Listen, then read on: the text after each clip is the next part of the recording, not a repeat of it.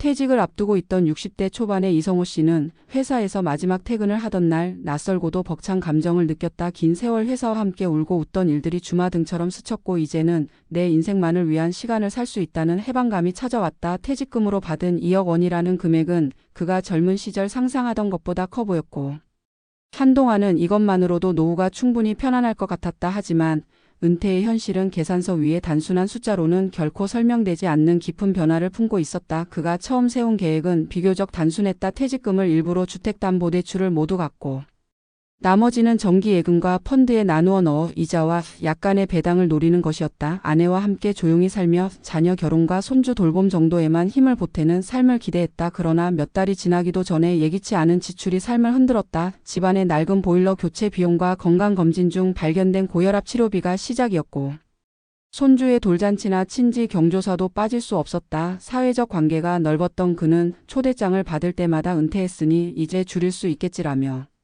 마음을 다잡았지만 막상 청첩장을 받으면 축의금을 아끼기 어려웠다. 매달 통장에서 빠져나가는 금액은 생각보다 빠르게 늘어갔다. 더 큰 문제는 물가 상승이었다. 퇴직 당시만 해도 한 달 생활비를 200만 원 정도로 계산했지만 몇 년 사이 식재료와 공공요금, 의료비가 동시에 올랐다. 예상치 못한 금리 변동으로 예금 이자는 줄었고 펀드 수익도 기대만큼 오르지 않았다. 이성호 씨는 계획보다 훨씬 빨리 퇴직금의 절반을 소진했다. 같은 동네에 사는 친구 박영철 씨의 경우도 비슷했다. 그는 퇴직금 2억 원 중 일부를 자녀 주택 마련을 위해 지원했고 나머지는 상가 분양에 투자했다. 임대 수익으로 생활비를 충당하려 했지만 경기 침체로 공실이 길어지자 대출 이자만 남았다. 결국 몇 년 만에 원금의 상당 부분을 잃고 재취업을 고민하게 되었다. 기대와 달리 자녀들도 부모의 경제적 도움을 당연하게 여겼고 박 씨 부부는 계획보다 더 오래 일해야 했다. 반대로 신중하게 준비한 사례도 있다. 김미정 씨는 퇴직 전에 이미 국민연금과 개인연금 그리고 소규모의 월세 수입을 만들어 두었다. 퇴직금 2억 원은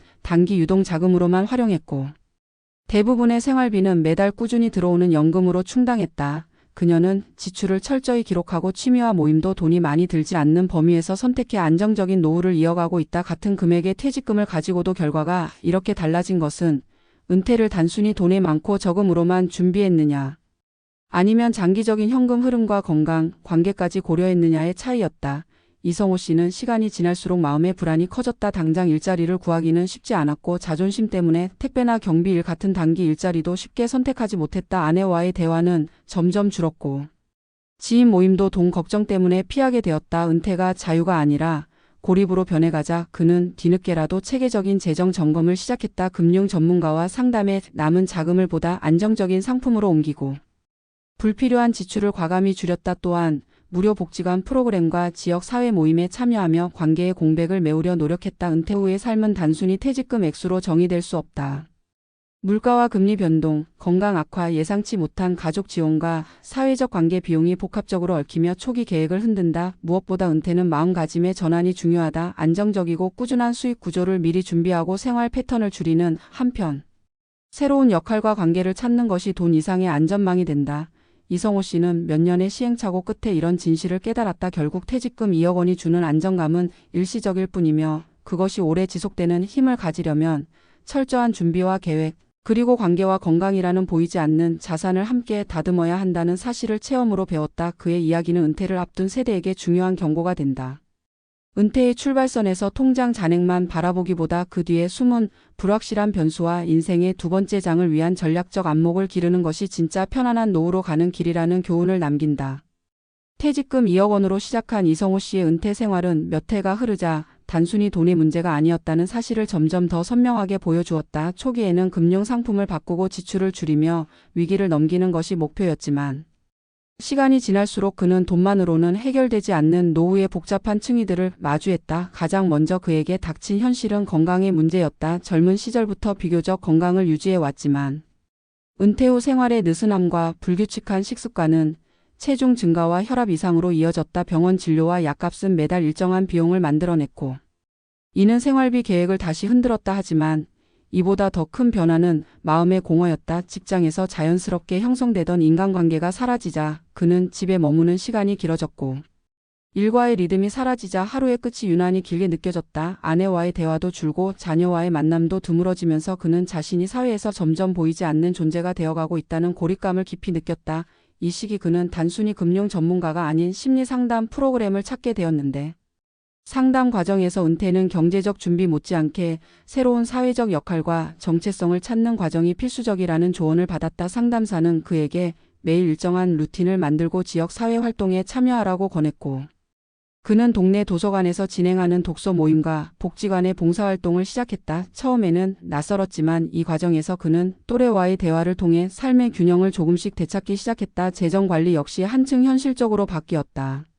그는 은퇴 초기에 고정 수입 없이 퇴직금만으로 생활하려 했던 선택이 위험했다는 점을 뼈저리게 깨닫고 국민연금과 개인연금을 최대한 활용하는 방향으로 계획을 재정비했다. 전문가와의 상담 끝에 남은 자금을 안정적이고 장기적인 연금형 상품으로 이동시키고 배당이 일정한 주식과 채권을 균형 있게 편입했다. 매달 일정 금액이 들어오는 구조를 만들자 마음의 불안이 줄었고 이는 곧 건강회복과 생활의 안정으로 이어졌다. 그는 또 다른 은퇴자들의 사례를 적극적으로 탐색했다. 온라인 커뮤니티와 지역 모임에서 만난 동년배들은 각자의 방식으로 위기를 헤쳐나가고 있었고 어떤 이들은 취미를 수익으로 연결해 소규모의 부업을 만들거나 장기간 임대 가능한 소형 부동산을 마련해 현금 흐름을 확보하고 있었다. 이를 참고해 이성호 씨도 본인의 취미였던 사진을 지역 문화센터 강좌로 확장해 소정의 강사료를 받기 시작했다. 금액은 크지 않았지만 스스로 벌어들이는 소득은 자존감과 사회적 연결을 동시에 채워주었다. 무엇보다 중요한 깨달음은 은퇴 후의 행복은 수입의 크기보다 지출의 구조와 삶의 태도에서 비롯된다는 점이었다. 그는 집과 자동차를 포함해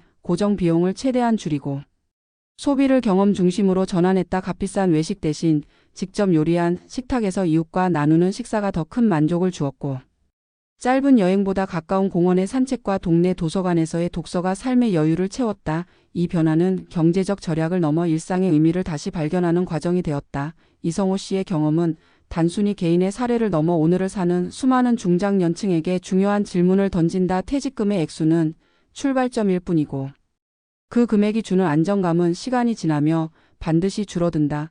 지속적인 현금 흐름을 설계하지 않으면 불안은 금세 일상이 되고 건강과 관계가 무너지면 돈은 그 자체로 힘을 잃는다. 노후를 준비한다는 것은 결국 인생 이막의 새로운 설계도를 그리는 일이며 재정 관리와 동시에 신체적 건강 관리, 사회적 관계 유지 그리고 자아의 새로운 역할을 발견하는 과정을 포함해야 한다.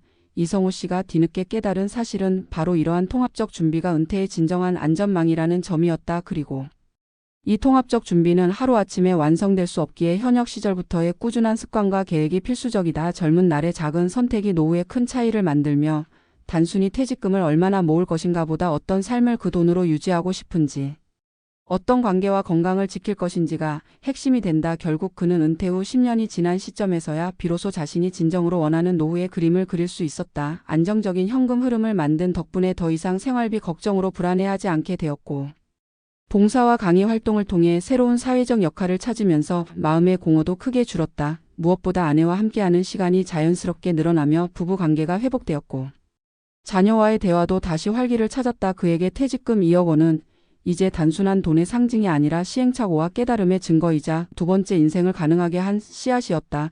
이 긴 과정을 통해 그는 은퇴란 단순히 직장을 떠나는 일이 아니라 전혀 다른 방식으로 자신을 다시 일으켜 세우는 긴 여정임을 온몸으로 경험했다. 그리고 이 경험을 통해 얻은 교훈은 은퇴를 앞둔 수많은 이들에게 전하고 싶은 단 하나의 메시지로 남았다. 은퇴는 숫자가 아니라 삶의 설계이며 준비와 마음가짐이 곧 가장 큰 자산이라는 것이다.